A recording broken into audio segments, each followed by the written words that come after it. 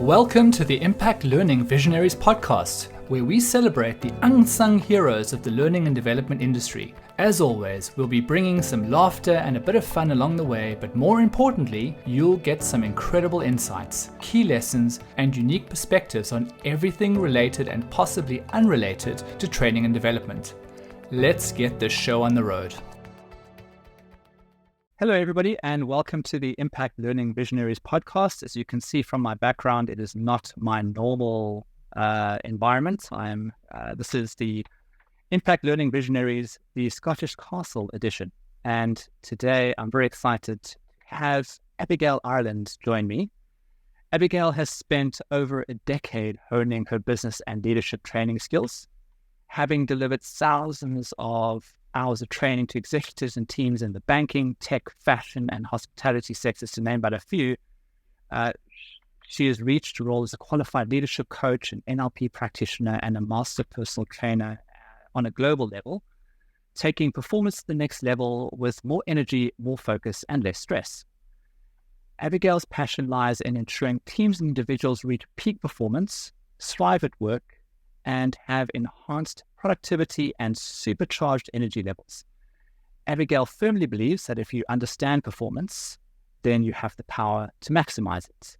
And with that, delighted to have you on the show.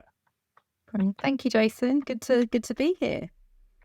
So I think performance is something that fascinates all of us, right? We always talk about high performing teams and being at our peak performance, but let's start with you explaining to us layfolk really what performance, like great performance, looks like, what it is.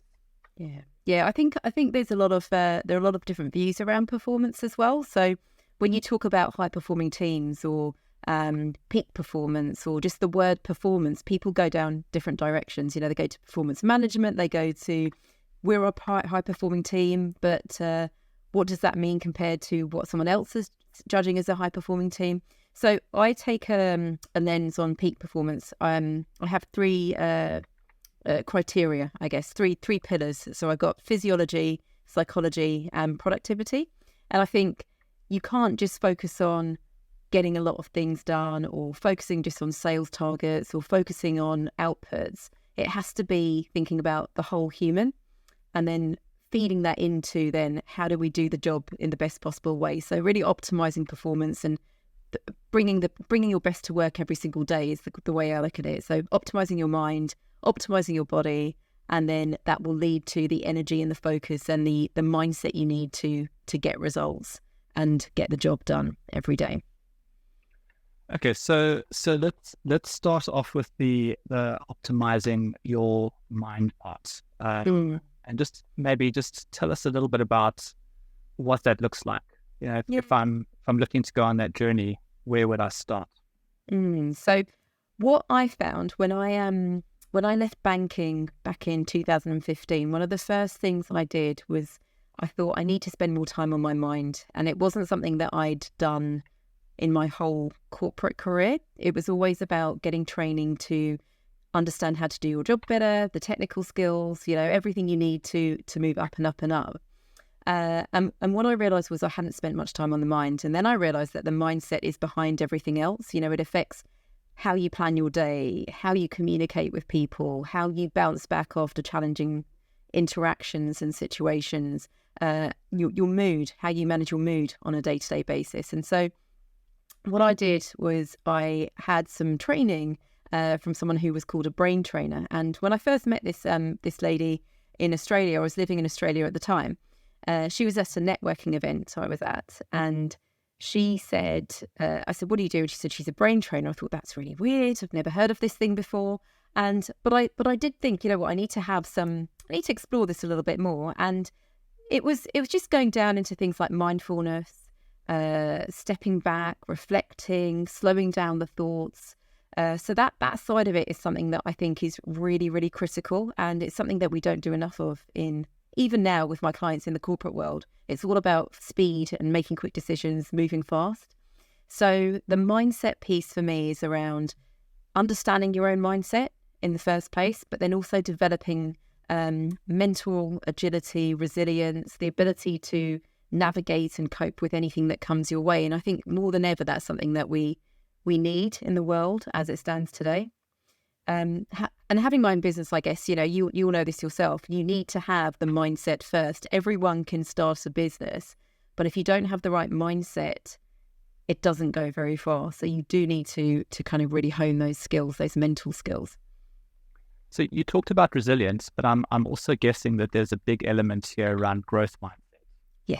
Yes, absolutely. And in your sense, how, for people looking to kind of start on this journey, I think the mindfulness, the presence side is always something that I think is quite easy to do, because there's almost like a tangible thing you can do. It's like, if you want to kind of have more mindfulness, it's meditation. You want to have more presence, it's just slowing down. But the growth mindset thing has always been something really interesting for me, as well as the resilience, because they're hard things for people who are probably trapped in that cycle of kind of move quickly and break stuff. Probably one of the most interesting statements ever made that triggered a whole bunch of people to start behaving probably very badly. But how would you advise people kind of starting on this journey of building resilience, building growth mindsets? I've always been fascinated by that, because I've been asked a few times, how do I have a growth mindset? And I don't think I've ever had a very good answer to that question. That's really interesting. I think one of the most interesting things that I've noticed from people who I work with is going back to what you said about the mindfulness, and you've got something practical you can do. There's almost a sense, though, of impatience. People think, oh, I can go and meditate or sit mindfully for 1 minute, and then I should have mastered it. So even though it feels like it's a practical thing, I think for a lot of people, it does take time, and people then don't have the patience to follow through to really get to this kind of mental next level of, I can slow down and I can kind of almost see my thoughts. And, like in The Matrix where Keanu Reeves is dodging the bullets. Yeah. I think when you can really master that sense of mindfulness, you actually, when there's an action and a reaction, you can actually see and think before you start to react. So I think in one sense there's that with the mindfulness piece, but with what you're talking about for the growth mindset, you can look at what makes a fixed mindset versus what makes a growth mindset, and get people to really reflect on the differences and where they think they sit. That's an exercise I always do with my clients. I say, these are the elements of a fixed mindset. These are the elements for growth mindset. Which do you think that you fall into? And a lot of the time people will tick all the boxes for the growth mindset, but we know that's not the case. So simple things like doing little activities, getting people to challenge themselves, to learn to be imperfect, which is quite hard for some people. I think one of the key points of a growth mindset is being okay with failure and making mistakes and moving forward and learning. And so many of us are perfectionists, and it's this is the right way to do something. I have to get it right. And we even judge other people in that way. And so just looking at ourselves and actually thinking, so what if I get it wrong? I'm going to learn from that. I'm going to get better, versus, oh no, I got it wrong, I'm just going to quit and that's it. And that growth mindset is so critical for things like starting your own business, right? Because what you think will work isn't always the reality.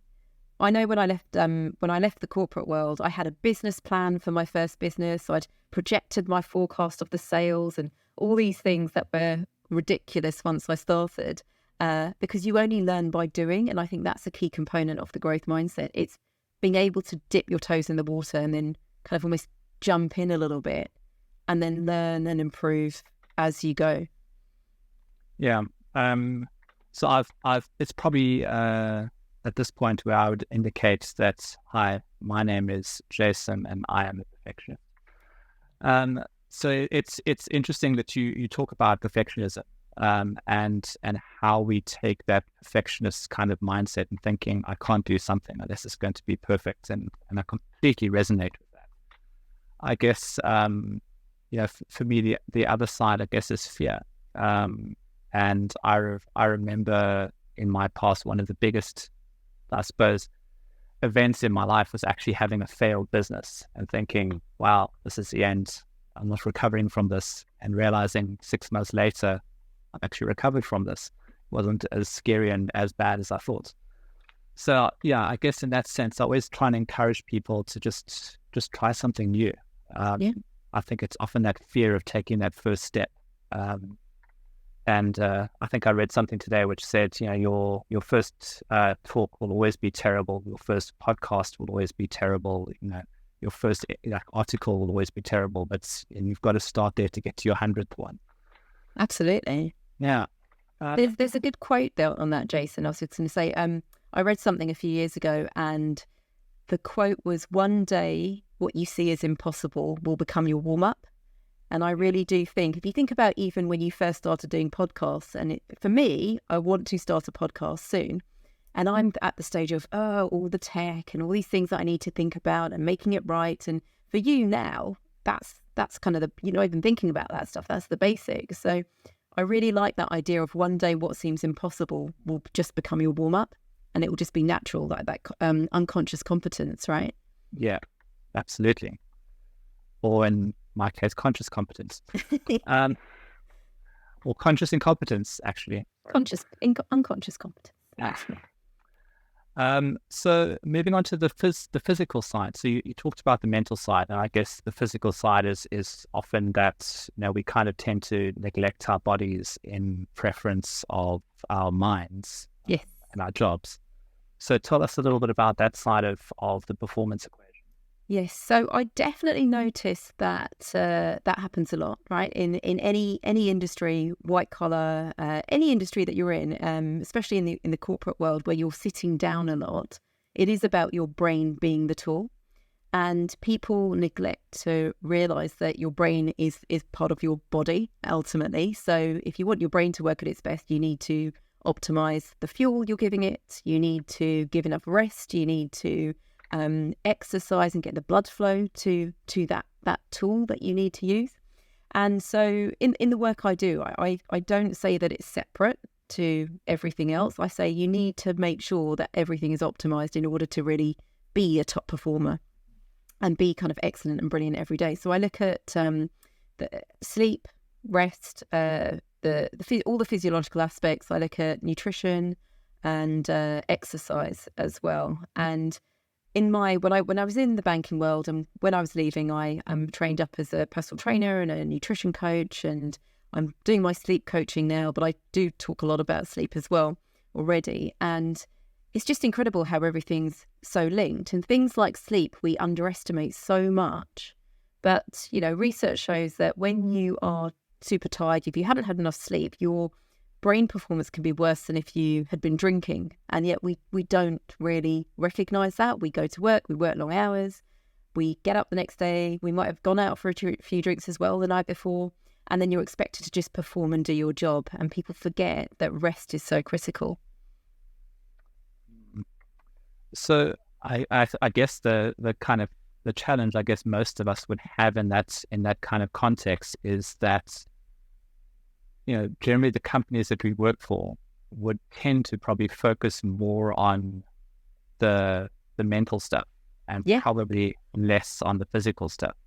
Are you seeing, how are you seeing organizations and companies kind of adapting to this understanding that, as you say, the brain is part of a body. The body has to function as optimally as the brain in order for someone to be at their peak performance. And it's kind of ironic because I was having a conversation with someone yesterday using this exact analogy is that in kind of sporting teams where we look for peak performance, we've got coaches, we've got nutritional specialists, we've got personal trainers who are all focusing on the mind, body, and all the different kind of functioning components. But yet when we look at a business or an organization and we kind of look for peak performance, very few businesses have coaches, very few businesses take the same type of approaches that professional sporting teams would take. But it would seem almost logical that they should almost take a cue from the sporting world and learn from their kind of I guess, approaches. Absolutely. Yeah, it's interesting how it doesn't happen, right? So you do know, you'll know with the sporting world, there's an off-season, people are recovering, the athletes don't just work all year round and go hard with their sport because they need to take that time off to rest and recover in their muscle recovery and everything else. And yeah, you're right. I think the reason is in the corporate world, we disassociate and disconnect the fact that the brain is, as you say, part of the body. But you notice things over time, people turnover, people burning out, people getting medical, physical and mental illness as a result of not spending enough time on the physiological aspects and the mental aspects of their work. So, of their body, sorry. So I think it's not there yet, but we will definitely start to realise it. And I think especially with the rise of AI and ChatGPT and all these things that are coming in, I think it's even more obvious that we cannot compete. We're not robots. We can't compete with the speed and the output of artificial intelligence. So we should optimise and use to our advantage what makes us human even more. And I'm hoping that that's something that will definitely be focused on more in the future. Some companies are aware of it. They recognise that it's impacting turnover and people even showing up to work and feeling happy and engaged and therefore more productive. But a lot of companies maybe have an attitude of, oh, well, there's always someone who's going to be able to replace that person. So it's a mindset, something from an organisation side as well. Sounds very much like a industrial revolution type thinking, that there'll be another component that I can just put in. Yeah, I think it still happens as well in some companies, especially when you have the grads coming in or people who are working very hard at that junior level, and it's about work really hard now and then you can get to the next level. But then for a lot of people there's burnout that happens, but I think there's more pushback at this in this generation as well, which is quite interesting. So I'm going to delve into something you just said, because I'm salivating at the concept and idea of, you talked about artificial intelligence. You've talked about, and I know you kind of are focused on the future of work and the impact that technology and the intersection of technology and business is kind of starting to have on the way that companies operate, the way that we as employees of those organizations function, operate. How are you seeing kind of the performance as you understand it now starting to change and emerge into something different to kind of help us almost navigate this new way of work? With the rise of AI, would you say? And maybe hybrid working as well, I think, comes into that too. We're still in the turbulent period or the transition period, I think. So with all of that, I don't think I have an answer as to what it's going to look like, but I do think that we will be able to leverage AI to do more of what we need to do in a better way. The question will be, and I was talking to someone about this the other day, the question will be, are we going to keep going faster and faster, or are we going to be smarter with how we work and focus more on the outcomes rather than just the actual doing the doing? So focusing more on not necessarily how many hours we're spending in the office, but actually, are we getting a really high quality result? And that mindset piece is going to be very difficult for a lot of people to shift. Myself included, from when I've always had a mindset of you've got to work for what you do. But with the rise of AI, you can get results a lot quicker. You can fine tune things. You can come up with ideas more quickly.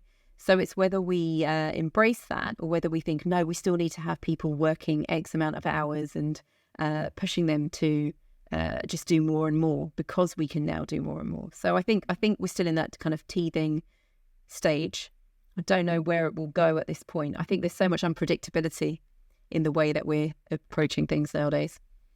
Yeah, I mean, I guess, one of the things I'm starting to see emerge is we look at ourselves as from this performance lens, and as just described, it's like the intersection of the brain, the body, and many other factors. But if you were to take a look at that as a kind of component parts, we've probably neglected the role technology plays in that performance cycle inside, as to how we approach it. Because I think evolutionarily through human history, we've always found ways to kind of evolve in terms of productivity. So we've kind of used machinery to kind of elevate our efficiency levels. So, it no longer takes us 6 or 7 months to kind of travel from one place to another on an ox wagon.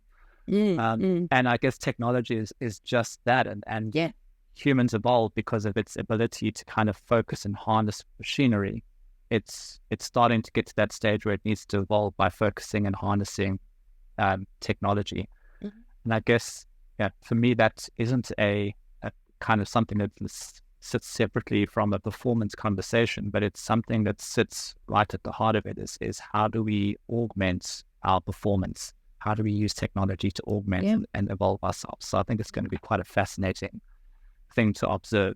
Definitely. And one thing that I am focusing on at the moment, I'm doing a lot of research into, is on the other side of that, thinking, can we tap into our instinct a little bit more? We've also lost touch with a lot of things when it comes to you're working really long hours or you've got a lot to do. We ignore the signs and signals that we might need to stop, or we need to recover, or we need to have a nap. We have coffee, we have painkillers, we have all these things that also mask what our body and brain is telling us it needs. So on one hand, definitely the artificial intelligence, the technology is helping us. But on the other hand, are we so hyper connected that we don't even recognize the obvious things that are right under our nose? Good example being when the pandemic happened, I was spending a lot of time looking out into the garden, and you make friends with all the animals out there that entertain you when you can't go anywhere. And I just thought we learnt the pecking order of what a squirrel, for example, likes to eat. So what are the foods that a squirrel will pick and eat if it has a choice? Throw things out. And very quickly you learn that they're not interested in the processed food, like the bread and the biscuits and stuff like that. They'll go straight for the nuts, and they even have an order of what nuts they like. And yet you never see, for example, overweight wild animal. I would say I have never seen an overweight wild animal, or you never see a wild animal that needs to look at a watch to know when it's bedtime or when to wake up. They really go by what's in nature. And I think we're quite disconnected from that. So from a performance perspective, I think we need to look a little bit more closely in terms of what's right in front of us as well, and listen to those cues and signals. So I guess the question then that's really begging is, how do we find our inner squirrel?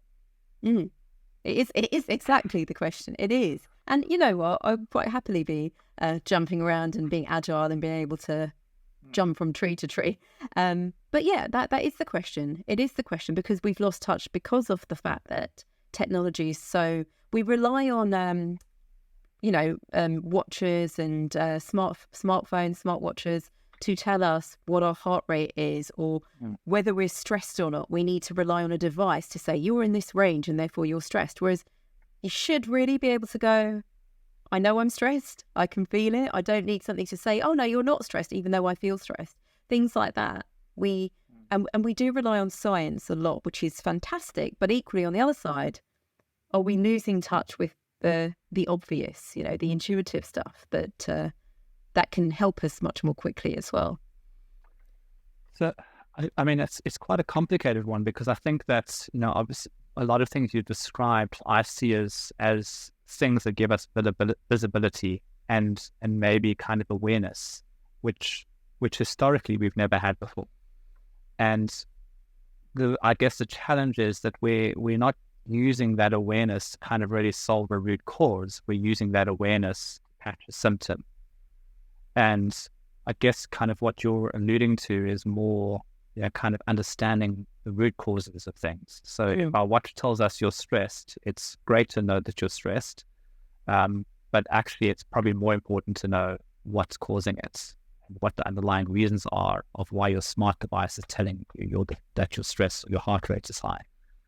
So, I think the looking at myself in that kind of context, it's difficult, right? Because the world is pretty fast paced. There's a lot of stuff happening. You're kind of on this hamster wheel, trying to do so many things. You're trying to keep yourself relevant, trying to keep yourself healthy, trying to keep yourself kind of fit, focusing on what the right and wrong things are to eat. It's sometimes difficult to find the time to really understand that type of stuff. So how do you go about doing it? Yeah, it's a great question, and it's the one that no matter how much training people have, and that's why I go back to the squirrel point, right? They don't have training or books or science or research that tells them eat this over this product. It's better for you. They can tell and they know intuitively what's right and wrong for them. But I focus a lot on habits. So it shouldn't be that everything we do is extra effort or more work. It shouldn't be that it's all mutually exclusive as well. In terms of how do I be as productive as possible tomorrow? Well, I know if I get a good amount of sleep and the good quality sleep, I'm going to wake up, I'm going to feel more energized. I'll probably get to the gym. I'll eat better. I'll make smarter choices throughout the day. And then there's a nice healthy cycle that happens. What tends to happen is we get overwhelmed. There's so much information on the internet and people telling us different things that we don't know which way to go. And that's why I really say you've got to tap into your intuition and think what's right for me versus what are other people saying is the right thing to do. So habit building, habit formation is key, but it's one small habit at a time. Testing it out. Does it work for you? If it doesn't work for you, try something else. Otherwise we end up with these morning routines that take 3 hours and mean waking up at 4 o'clock in the morning in order for us to get through our day. So I focus on habits to make it a little bit more effortless. So you I mean, I'm a big fan of obviously habit stacking and Yes. kind of building all of those kind of micro behaviors.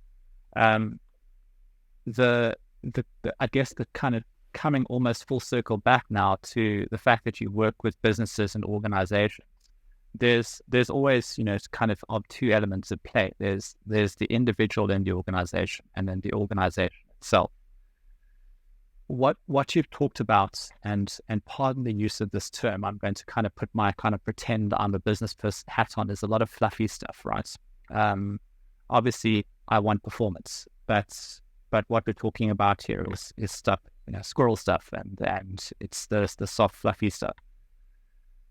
When you navigate that world of the individual versus the organization that they're a part of, do you kind of pick your battles and say, look, I'm going to focus on that individual, and if that person's willing kind of to make the change, I'll kind of help them on that journey? Or do you somehow almost miraculously find a way for the organization to kind of change in a way that it gets all of its individuals to understand the importance and significance of this performance? Yeah, I think you will find that some companies already know the leaders. If the leaders know what it feels like and how they perform when they have high energy, when they get enough rest, when they're physically and mentally well, they're the ones who are the greatest advocates to push it down to the rest of the organization, to the teams. And so they're the greatest role models. When you have a leader who does feel like it's all fluffy stuff, typically they also will kind of run themselves into the ground. They have a lifestyle where they think it's worked for me, I'm fine, and I've got to this level, so therefore it doesn't matter. But they probably aren't appreciating that what worked in the past isn't going to always continue working to the same level. And yeah, the prioritization piece, people will always focus on, obviously, we're a company for a reason. We need to get results. We need to get the ROI. We need to make sure that we're delivering for our clients and our shareholders and whoever else. But what I find the most growth mindset leaders have is the ability to go long term. Like, what is it that I need to make sure that my people stick around for the long term? And therefore we will get better results, and we'll have highly qualified people, and we'll have people who motivate other people to want to join the organization and create a culture that also will help us to do all of this. So I find that you can do the focusing and working really hard and going crazy for a short time, but you will ultimately lead to issues in the future.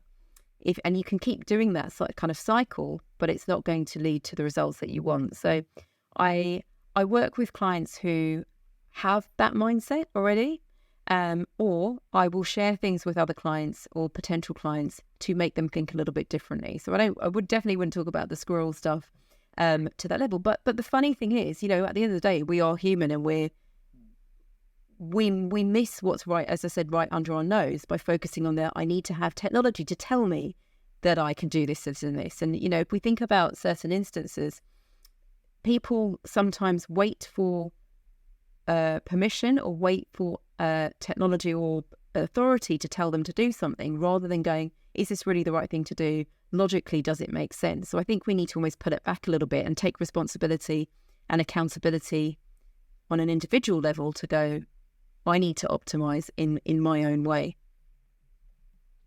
And I mean, how fundamental is this stuff in your mind with businesses today? I mean, how significant and important do you think it is that the guys who aren't doing this should start thinking in this way? There was a good research stat I found a few years ago, and they said you can keep going at a certain level, and I think it was around, I don't want to scare anyone, I don't want to give the exact number, but I think it was around at 55, that's when it's kind of, make or break in terms of things might start changing. You can keep going and keep going and keep going and feel totally okay. But at some point, something's got to give if you keep going at this very high level without acknowledging all of the other factors. So I think it's not for a lot of people, as I said, for a lot of leaders who have had maybe health issues in the past, or they're aware because they read and they look at science and studies, they're the ones who are open to this. But to some people who've never had to think about it, operating more with a growth mindset, I would say, it's not going to be an important thing to them. And in those cases, I focus more on the productivity piece. So I'll dial up how you work well, how you run meetings effectively, how you communicate effectively for results, and the physiology side might be second, kind of a little bit lower down. So depending on who my clients are, I kind of dial up or dial down the different levers, but they tend to see then that one leads to another, and they realize that they're not separate. Yes, well, because we're all part of a complex system, so Exactly. You can't ignore parts of the system without the other parts being Exactly. compromised. Yeah. And I know that myself from, when I used to work in banking, I worked in deal teams, and you'd be sometimes working past midnight, 2:00 in the morning on spreadsheets. And then you'd have to come in the next day and a deal would be running, and you had to relentlessly be there. And then we'd have pizza in the evening in the office to fuel yourself to carry on working. Now, if I thought, actually, let me eat something a bit better, why don't I go home, have a few hours sleep and come back refreshed, and I'll be able to do this much more effectively, probably make less mistakes. You would make less mistakes. You'd have more energy. You'd be able to carry on going on a longer term basis. But we don't always do what we know works, which is the biggest challenge, I think. And just last question before I get to my two closing questions is just how this kind of plays. I'm very curious if you kind of thought about this, but we talk about this concept called flow states, where this kind of work-life integration, but it's almost more than that. It's like something's clicked, something's triggered. I'm just kind of working at my most optimal best, and often the implication of that is that we end up kind of almost over harnessing that. And I've don't do it as much anymore, but I remember when I was still in my early stages of the career writing software, and I got a really complex challenge, like a gnarly problem that I had to solve, and something clicked. I would lose track of time, and I would kind of realize 3 or 4 o'clock in the morning I was still kind of fully energized, engaged on this thing. And just wondering how that kind of translates to the performance conversation. And do you think it's a healthy thing? Do you think it's in short bursts that's actually fine? Or do you think that we should always be conscious of the fact that even when we're in this flow state, we need to be aware that we need to look after ourselves, we need to have sleep, etc., etc.? Good question. I think the flow state is great. And there are times when I've worked and you just lose, as you say, you lose track of time, and it's actually a really nice feeling to feel like I'm really immersed in this and I'm loving what I'm doing. So when you talk about work-life balance, for example, I don't think it means doing the same hours every day and ending at the same time. There will be times where you think, I need to have an afternoon nap, and you should go and have that nap if your work allows you to. There are times where you might think, I can keep going till 10 o'clock at night because I feel good and I want to do it. I think the key thing is the desire. So if you want to and you're in that flow state, it's great because you might be accessing parts of your brain or ideas that you wouldn't have if you were sitting down and forcing yourself to work from 9 till midday, 9 a.m. to midday, for example. So it's about balance in the sense of over the longer term, but there will always be times where we might work a little bit later, wake up a little bit earlier, work at the weekend because we want to.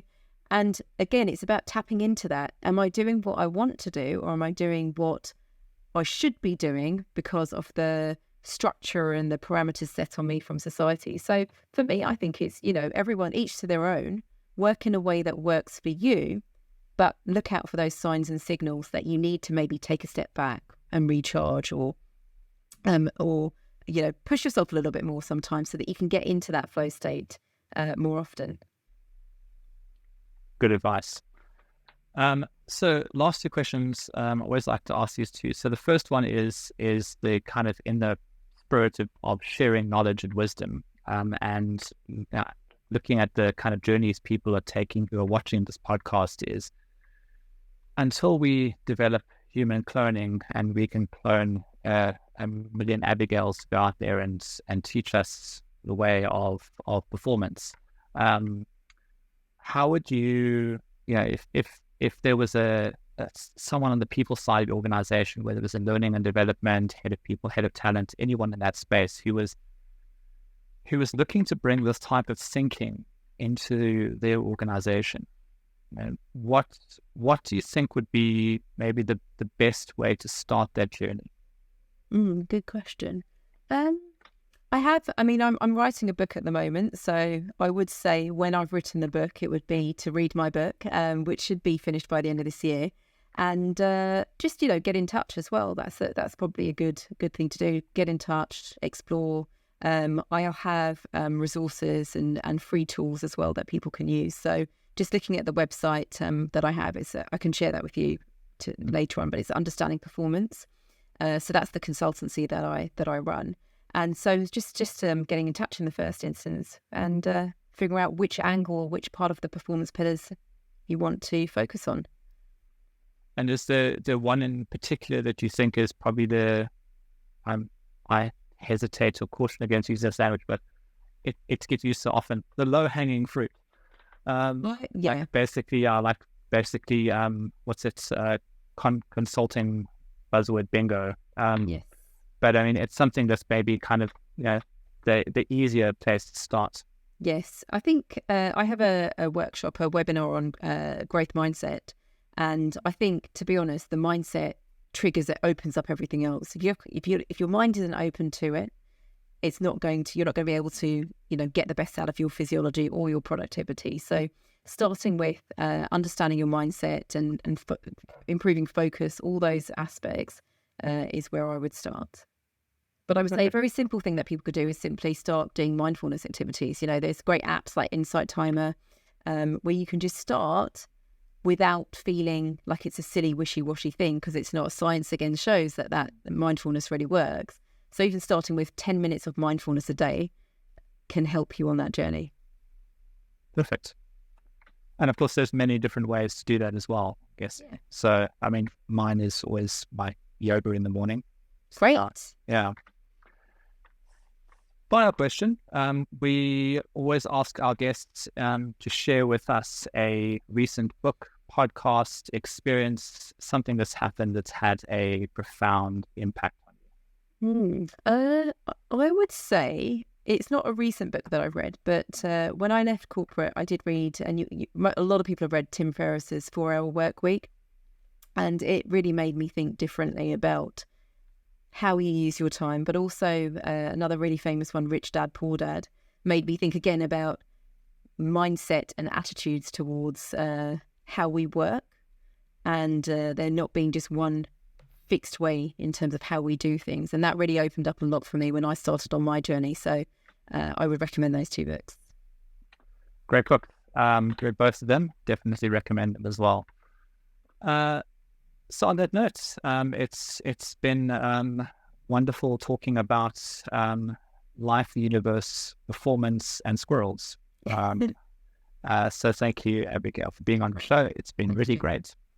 Thanks, Jason. Really good to talk to you as well. Hey, thanks so much for joining us for this episode of Impact Learning Visionaries. If you found it interesting or helpful, please subscribe by clicking on the button down below so you don't miss our next one. Also, be sure to check out our Reality Bites blog for more information on how technology is aiding in learning development. Links are all in the description below. Go check it out. Thanks a lot. Bye.